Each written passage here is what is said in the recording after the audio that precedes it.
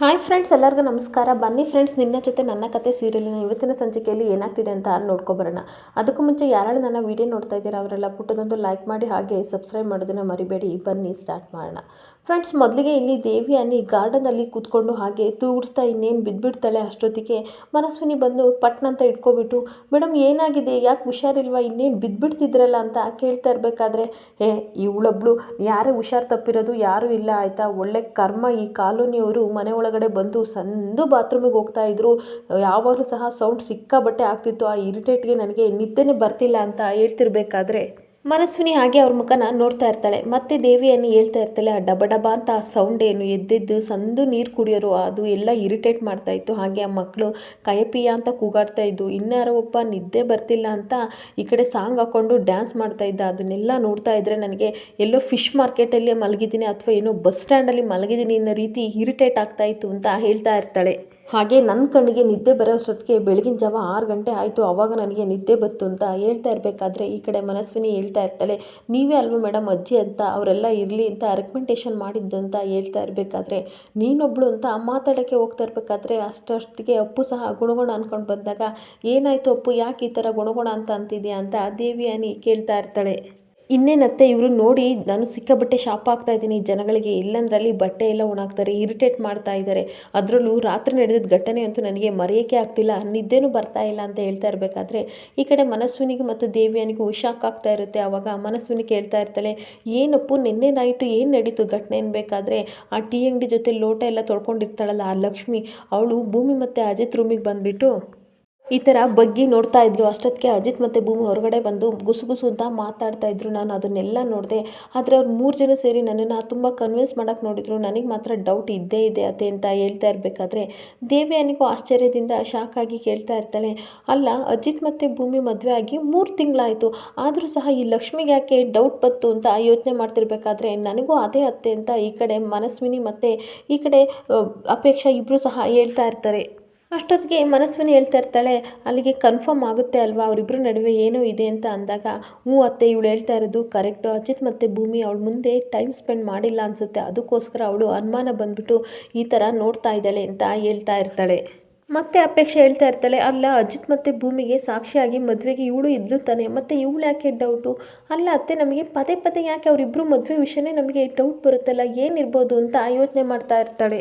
ಮತ್ತೆ ಅಪೇಕ್ಷೆ ಹೇಳ್ತಾ ಇರ್ತಾಳೆ, ಏನಾದರೂ ಅಜಿತ್ ಮತ್ತು ಭೂಮಿ ಮದುವೆ ಏನಾದರೂ ನಾಟಕದ ಮದುವೆ ಆಗಿದೆ ಅತ್ತೆ ಅಂತ ಅಂದಾಗ ಈ ಕಡೆ ದೇವ್ಯಾನಿಗೆ ತುಂಬ ಖುಷಿಯಾಗಿ, ಹಾಗಾದರೆ ನಾನು ಅಂಜು ಮತ್ತು ಅಜಿತ್ ಮದುವೆ ಮಾಡೋಕ್ಕೆ ಇನ್ನೂ ಒಳ್ಳೆ ಚಾನ್ಸ್ ಸಿಕ್ಕಿದೆ ಅಂತ ಖುಷಿ ಪಡ್ತಾ ಇರ್ತಾಳೆ. ಆವಾಗ ಈ ಕಡೆ ಮನಸ್ವಿನಿಗೂ ಸಹ ತುಂಬ ಶಾಕ್ ಆಗ್ತಿರ್ಬೇಕಾದ್ರೆ ಮತ್ತೆ ಅಪೇಕ್ಷೆ ಹೇಳ್ತಾ ಇರ್ತಾಳೆ, ಇದನ್ನು ಯಾವ ರೀತಿ ನಾನು ಬಗೆಹರಿಸ್ಬೇಕು ಅನ್ನೋದೇ ಗೊತ್ತಾಗ್ತಿಲ್ಲ, ದೊಡ್ಡ ಪ್ರಶ್ನೆ ಆಗಿಬಿಟ್ಟಿದೆ ಅಂತ ಹೇಳ್ತಾ ಇರ್ತಾಳೆ. ಒಂದು ಕಡೆ ಮನಸ್ವಿನಿ ಸಹ ಯೋಚನೆ ಮಾಡ್ತಾ ಇರ್ತಾಳೆ, ಅಪ್ಪು ಹೇಳಿದ ಪ್ರಕಾರ ಏನಾದರೂ ಅವರಿಬ್ಬರು ನಾಟಕದ ಮದುವೆ ಏನಾದರೂ ಮಾಡ್ತಾ ಇದ್ದರೆ ನಾನು ಅದನ್ನು ಪತ್ತೆ ಮಾಡಿದರೆ ನನಗೆ ಒಳ್ಳೆ ಜಾಕ್ಪಾಟ್ ಹೊಡೆಯುತ್ತೆ, ನಾನು ಅಜಿತ್ನ ಮದುವೆ ಆಗ್ಬೋದು ಅಂತ ಅವಳು ಸಹ ಯೋಚನೆ ಮಾಡ್ತಾ ಇರ್ತಾಳೆ. ಇನ್ನೊಂದು ಕಡೆ ಕಾಲೋನಿ ಜನ ಎಲ್ಲ ಸಹ ಗಾರ್ಡನಲ್ಲಿ ಬಂದು ಹಾಗೆ ಕೂತ್ಕೊಂಡು ಯೋಚನೆ ಮಾಡ್ತಾ ಇರಬೇಕಾದ್ರೆ ಅಲ್ಲಿ ಅಜಿತ್ ಮತ್ತು ಭೂಮಿ ಇಬ್ಬರು ಬಂದುಬಿಟ್ಟು ಭೂಮಿ ಹೇಳ್ತಾ ಇರ್ತಾಳೆ, ಅಲ್ಲ ಇವರೆಲ್ಲ ಯಾಕೆ ಈ ಥರ ಕೂತ್ಕೊಂಡು ಯೋಚನೆ ಮಾಡ್ತಾ ಇದ್ದಾರೆ ಸಾಹೇಬ್ರೆ, ಬನ್ನಿ ನೋಡೋಣ ಅಂತ ಅಜಿತ್ನ ಕರ್ಕೊಂಡು ಅವ್ರ ಹತ್ರ ಬರ್ತಾ ಇರ್ತಾಳೆ.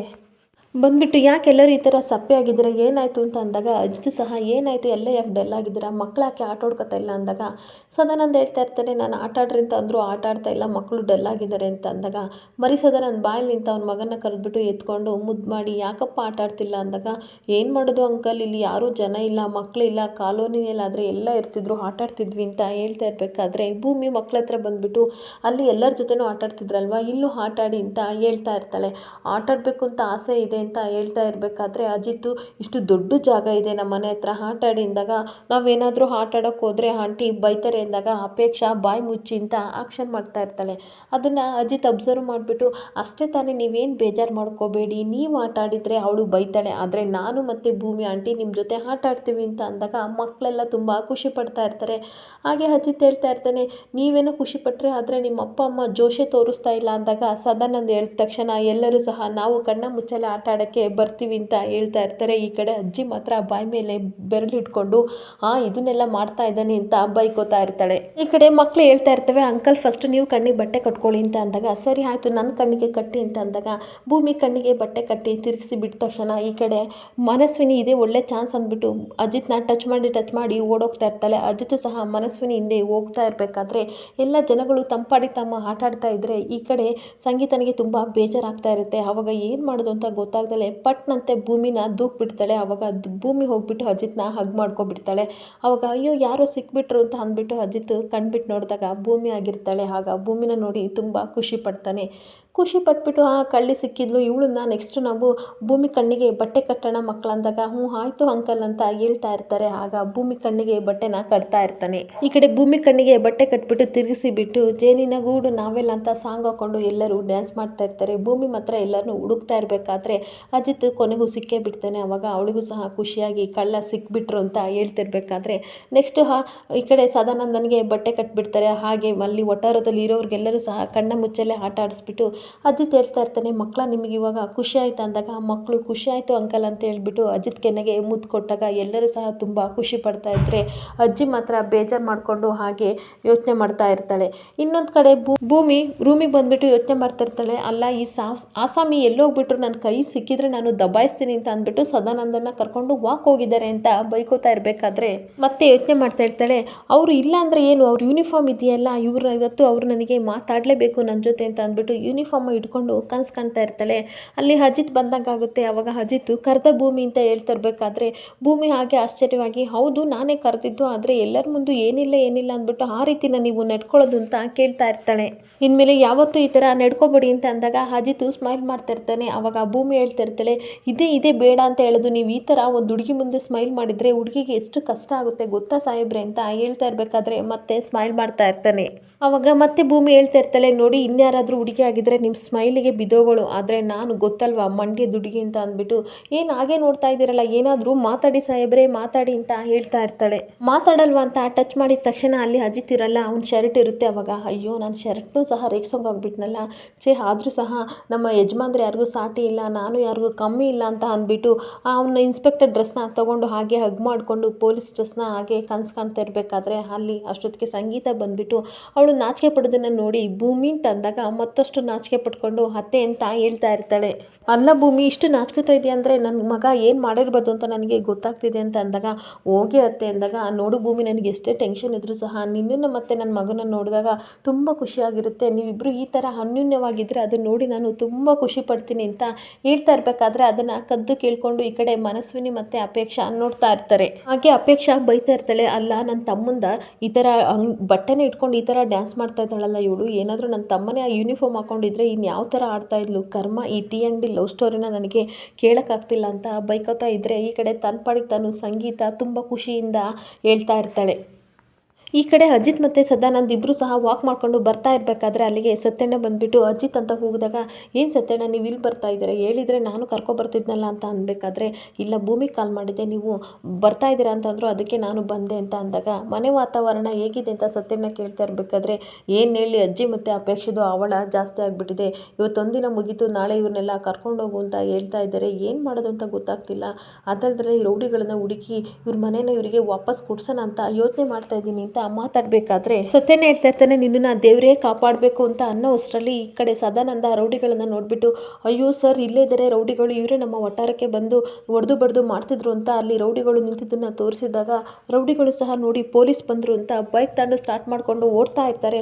ಅಷ್ಟೊತ್ತಿಗೆ ಅಜಿತ್ ಸಹ ಸ್ಪೀಡಾಗಿ ಓಡಿಬಿಟ್ಟು ಅವ್ರನ್ನ ಹಿಡ್ಕೊಬಿಟ್ಟು ಅದರಲ್ಲಿ ಒಬ್ಬ ತಪ್ಪಿಸ್ಕೊತಾನೆ. ಇಬ್ಬರು ಕೈ ಸಿಕ್ಕಿದಾಗ ಹಬ್ಬ ಇಲ್ಲೇ ಇದ್ರ ನೋಡಿದ್ರ ಸರಿಯಾಗಿ ಅಂದಾಗ ಈ ನನ್ನ ಮಕ್ಕಳೇ ಬಂದಿದ್ದು ಅಂತ ಸದಾನಂದ್ ಹೇಳ್ತಾ ಇರಬೇಕಾದ್ರೆ ಏನೋ ಕೈಲಿ ಬೇರೆ ಇದೆ ಅಂತ ಅಂದಾಗ ಅಲ್ಲಿ ಬ್ಲೂ ಪ್ರಿಂಟ್ ಇರುತ್ತೆ, ಅದನ್ನು ನೋಡಿಬಿಟ್ಟು ಅಜಿತ್ತು ಓಹೋ ಆಲ್ರೆಡಿ ಲೇಔಟ್ ಮಾಡೋಕ್ಕೆ ಬ್ಲೂ ಪ್ರಿಂಟ್ ರೆಡಿ ಆಗಿದೆ ಅಲ್ವಾ, ಬಂದರು ನನ್ನ ಮಕ್ಕಳ ನಿಮಗೆಲ್ಲವ ಬಿಸಿ ಮುಟ್ಟಿಸ್ತೀನಿ ಬನ್ನಿ ಕಷ್ಟ ಸುಖ ಮಾತಾಡೋಣ ಅಂತ ಪೊಲೀಸ್ ಸ್ಟೇಷನ್ಗೆ ಕರ್ಕೊಂಡು ಹೋಗ್ತಾ ಇರ್ತಾನೆ. ಈ ಕಡೆ ಪೊಲೀಸ್ ಸ್ಟೇಷನ್ಗೆ ಕರ್ಕೊಬಂದ್ಬಿಟ್ಟು ಸದಾನಂದ್ ಬೇಗ ಚೇರ್ ತೊಗೊಬನ್ನಿ ಅಂತ ಅಂದಾಗ ಸದಾನಂದ್ ಚೇರ್ ತಂದು ಕೊಡ್ತಾನೆ. 3 ಚೇರ್ ತಂದು ಕೊಟ್ಟಾಗ ಅಜಿತ್ ಕೂತ್ಕೋತಾನೆ. ನೀವು ಕೂತ್ಕೊಳ್ಳಿ ಅಂದಾಗ ಅವರಿಬ್ಬರು ಕೆಳಗಡೆ ಕೂತ್ಕೊಳ್ಳೋಕೆ ಹೋದಾಗ ಬೇಡ ಚೇರ್ ತರಿಸಿದ್ದೀನಲ್ಲ ಮೇಲೆ ಕೂತ್ಕೊಳ್ಳಿ ಅಂತ ಅಂದಾಗ ಅವರಿಬ್ಬರು ಮೇಲೆ ಕೂತ್ಕೋತಾರೆ. ಟೀ ಕಾಫಿ ಏನಾದರೂ ಕುಡಿತೀರಾ, ಓಡಿ ಸುಸ್ತಾಗಿದೆ ಅಂದಾಗ ಬೇಡ ಅಂತ ರೂಢಿಗಳು ಹೇಳ್ತಾ ಇರ್ತಾರೆ.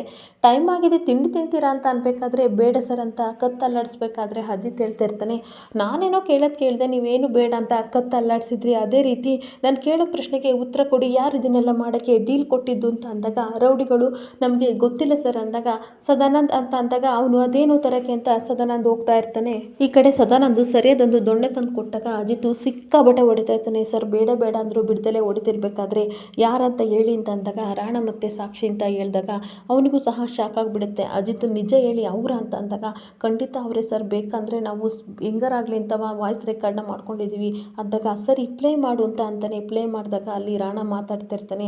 ವಾಸ್ತಲ್ಯ ಕಾಲೋನಿ 2 ಡೇಸಲ್ಲಿ ನಮಗೆ ಬೇಕು, ಹೊಡಿತಿರೋ ಬಡಿತಿರೋ ಸಾಯಿಸ್ತಿರೋ ಏನು ಮಾಡ್ತಿರೋ ಗೊತ್ತಿಲ್ಲ, ಅವ್ರನ್ನ ಎದುರಿಸಿ ನಮಗೆ ಆ ಕಾಲೋನಿ ನೀವು ತಂದುಕೊಡ್ಬೇಕು ಅಂತ ಅಂದಾಗ ಸರಿ ಓಕೆ ಸರ್ ಅಂತ ಈ ರೌಡಿ ಹೇಳಿದ್ದೆಲ್ಲನೂ ಸಹ ವಾಯ್ಸ್ ರೆಕಾರ್ಡ್ ಆಗಿರುತ್ತೆ. ಅದನ್ನು ನೋಡಿ ಅಜಿತ್ಗೂ ಸಹ ಒಂದು ಕ್ಷಣ ಶಾಕ್ ಆಗಿಬಿಡುತ್ತೆ.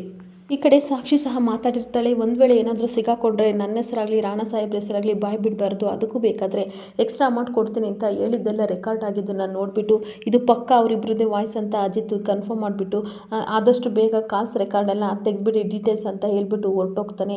ಈ ಕಡೆ ಅವ್ರನ್ನ ಲಾಕ್ ಮಾಡಿಬಿಟ್ಟು ಕಾಲ್ ಡೀಟೇಲ್ಸ್ ತೆಗಿಯೋಕ್ಕೆ ಅಂತ ಸದಾನಂದ ಹೋಗ್ತಾ ಇರ್ತಾನೆ.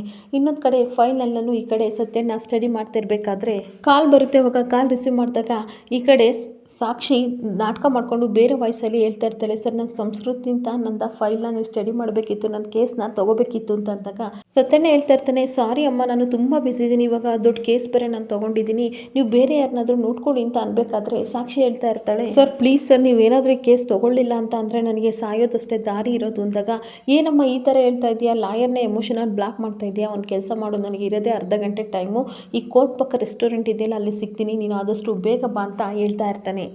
ಆಗ ಥ್ಯಾಂಕ್ ಯು ಸರ್ ಅಂತ ಹೇಳ್ಬಿಟ್ಟು ಫೋನ್ ಕಟ್ ಮಾಡಿಬಿಟ್ಟು ಗೌಡ್ರೆ ಬನ್ನಿ ಅಂತ ಅಂದ್ಬಿಟ್ಟು ತನ್ನ ಮ್ಯಾನೇಜರ್ಗೆ ಫೋನ್ನ ಕೊಡ್ತಾ ಇರ್ತಾಳೆ. ಆವಾಗ ಈ ಕಡೆ ನಗಾಡ್ತಾ ಇರ್ತಾನೆ. ರಾಣ, ಎಷ್ಟು ಚೆನ್ನಾಗಿ ಅರ್ಥ ಮಾಡ್ಕೊಂಡಿದ್ಯಾ, ಎಷ್ಟು ಥರ ವಾಯ್ಸ್ ಚೇಂಜ್ ಮಾಡಿ ನೀನು ಅವನ ಜೊತೆ ಮಾತಾಡಿದೆ, ಆದರೆ ನೀನು ಇನ್ಫಾರ್ಮೇಷನ್ಗೋಸ್ಕರ ನೀನು ಅವನ ಜೊತೆ ಫ್ರೆಂಡ್ಶಿಪ್ ಮಾಡಿಲ್ಲ ಅಂತ ನನಗೆ ಗೊತ್ತು ಅಂದಾಗ ನಿಮ್ಮ ಮಗಳು ಡ್ಯಾಡ್ ನನ್ನನ್ನು ಎಷ್ಟು ಚೆನ್ನಾಗಿ ನೀವು ಅರ್ಥ ಮಾಡ್ಕೊಂಡಿದ್ದಾರೆ ಅಂತ ನಗಾಡ್ಕೊಂಡು ಸಾಕ್ಷಿ ಹೇಳ್ತಾ ಇರ್ತಾಳೆ. ನನ್ನ ಟಾರ್ಗೆಟ್ ಇರೋದು ಅಜಿತ್, ಅವನು ಏನು ಅಂತ ಗೊತ್ತಾಗಬೇಕು, ಇವಾಗ ನನ್ನಿಂದ ಅವನಿಗೆ ಎಷ್ಟು ಲಾಸ್ ಆಗುತ್ತೆ ಅಂತ ಗೊತ್ತಾಗಬೇಕು, ಅದೇ ನನ್ನ ಟಾರ್ಗೆಟ್ ಇರೋದು. ಆ ಬ್ರಹ್ಮಚಾರಿ ಹತ್ರ ಹೋಗ್ಬಿಟ್ಟು ನಮ್ಮ ಹುಡುಗರು ಏನಂತ ಬಾಯ್ ಬಿಟ್ಟಿದ್ದಾರೆ ಅಂತ ನಾನು ಹೋಗಿ ತಿಳ್ಕೊಬರ್ತೀನಿ ಅಂತ ಹೋಗ್ತಾ ಇರಬೇಕಾದ್ರೆ ಈ ಕಡೆ ರಾಣ ತನ್ನ ಮಗಳು ಎಂಥ ಗ್ರೇಟ್ ಅಂತ ಖುಷಿ ಪಡ್ತಾ ಇರ್ತಾನೆ. ಇಲ್ಲಿಗೆ ಈ ವಿಡಿಯೋ ಎಂಡ್ ಆಗ್ತಿದೆ. ಈ ವಿಡಿಯೋ ಇಷ್ಟ ಆದರೆ ಪುಟ್ಟದೊಂದು ಲೈಕ್ ಮಾಡಿ, ಹಾಗೆ ಫಾಲೋ ಮಾಡಿ. Thank you.